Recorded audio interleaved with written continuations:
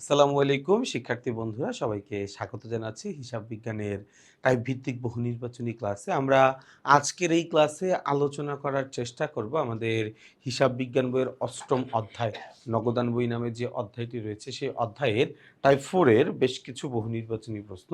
আমরা টাইপ 4 এর নাম দিয়েছি ব্যাংক হিসাব সংক্রান্ত লেনদেন। এই টাইপ 4 এর নাম কি দিয়েছি আমরা? টাইপ 4 এর নাম আমরা দিয়েছি হচ্ছে ব্যাংক হিসাব সংক্রান্ত লেনদেন, তাই না? আচ্ছা, এই যে ব্যাংক হিসাব সংক্রান্ত লেনদেন, এই টাইপ 4 এ আমরা আলোচনা করব মূলত 49 থেকে 55 নাম্বার সিরিয়ালের যেই প্রশ্নগুলো রয়েছে সেই প্রশ্নগুলো আমরা আলোচনা করব। খেয়াল করে দেখো 49 নাম্বার প্রশ্নে কি বলেছে, ব্যাংক কাদের উপর ব্যাংক কাদের উপর ব্যাংক চার্জ ও ব্যাংক সুদ ধার্য করে?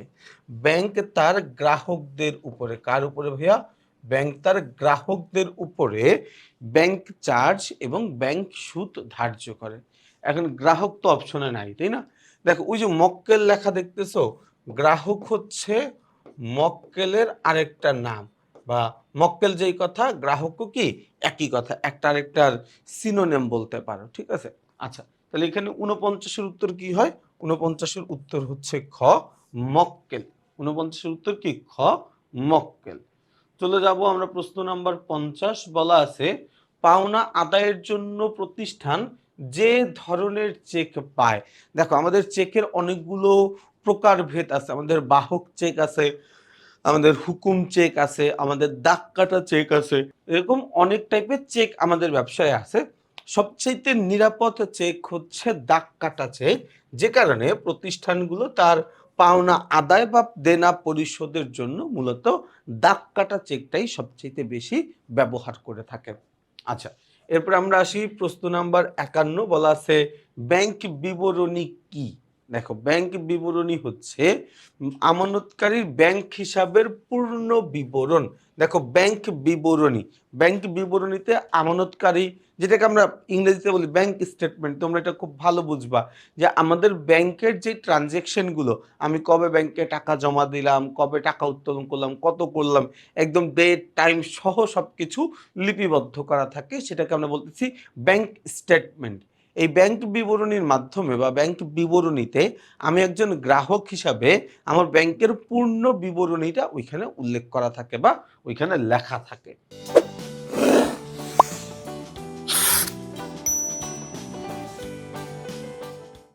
52 নম্বর প্রশ্ন আমরা দেখি কি বলা আছে। বলা আছে একটি ব্যাংক এক মাসে যে পরিমাণের চেক পরিশোধ করে তার মোট পরিমাণ কোনটি থেকে জানা যায়?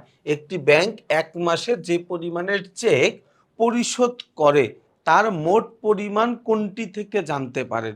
তার মোট পরিমাণ জানতে পারেন হচ্ছে ব্যাংক বিবরণী থেকে। কোন জায়গা থেকে ভাইয়া? ব্যাংক বিবরণী থেকে সে এটার মোট পরিমাণটা জানতে পারে, তাই না? আচ্ছা, এরপরে দেখো 53 নম্বর প্রশ্নে কি বলেছে। বলেছে আমানতকারীর ব্যাংক হিসাবের প্রতিচ্ছবি কোনটি? আমানতকারীর ব্যাংক হিসাবের প্রতিচ্ছবি হচ্ছে পাসবই। দেখো আমি একজন গ্রাহক, আমি ব্যাংকে টাকা জমা রাখি, আমি টাকা জমা রেখে আমি ওই টাকাটার হিসাব রাখি নগদান বইয়ের ব্যাংক হিসাবের মাধ্যমে। ব্যাংকও কিন্তু আমার টাকার হিসাব রাখে, ব্যাংক যেই বিবরণীতে হিসাব রাখে সেটাকে আমরা বলি হচ্ছে পাসবই। তার মানে আমার ব্যাংক হিসাব আর ব্যাংকের পাসবই একে অপরের প্রতিচ্ছবি, একে অপরের ছায়ার মতো, যে আমি যা লিখতেছি ব্যাংকও তাই লিখতেছে, একই জিনিসই কিন্তু লিখতেছি, যাতে করে ভবিষ্যতে যদি কোনো গরমিল দেখা দেয় আমরা যেন দুইজন একসাথে বসে দুইটা পক্ষের দলিল উপস্থাপন করে আমাদের মধ্যে কার ভুল হইল, কার কারেকশন করা দরকার, ওই জিনিসটা যেন আমরা তখন আইডেন্টিফাই করতে পারি এবং সমাধান করতে পারি। ওকে, চলে যাচ্ছে হচ্ছে আমরা প্রশ্ন নাম্বার 54 নম্বর প্রশ্নে বলেছে দেনাদার কর্তৃক সরাসরি ব্যাংকে পরিশোধ একঘরা নগদান বইতে কোথায় লিপিবদ্ধ করা হয়? দেনাদার কর্তৃক সরাসরি ব্যাংকে পরিশোধ একঘরা নগদান বইতে শুধুমাত্র নগদ টাকার হিসাব রাখা হয়, কিন্তু দেনাদার কি করছে? দেনাদার ব্যাংকে পরিশোধ করছে, ব্যাংকের টাকা, এটা লিপিবদ্ধ করা হয় দুঘরা নগদান 3 ঘরা নগদান বইতে। 1 ঘরা নগদান বইতে ব্যাংকের কোনো কাজ নাই। 1 ঘরা নগদান বইতে ব্যাংকের কোনো কাজ নাই। তার মানে কি? আমরা এখানে লিখতে পারি হচ্ছে কোনো দিকেই লেখা হয় না। অর্থাৎ এইটা আমার 1 ঘরা নগদান বইতে আসেই না। এই লেনদেনটা আমার 1 ঘরা নগদান বইতে আসেই না। ৫৫ নম্বর প্রশ্নটা আমরা দেখব, বলা আছে ব্যাংক বিবরণী ও আমানতকারীর নগদান বইয়ের ব্যাংক জেরের মধ্যে গড়মিলের কারণ। দেখো, গড়মিলের কারণ হয় কখন জানো?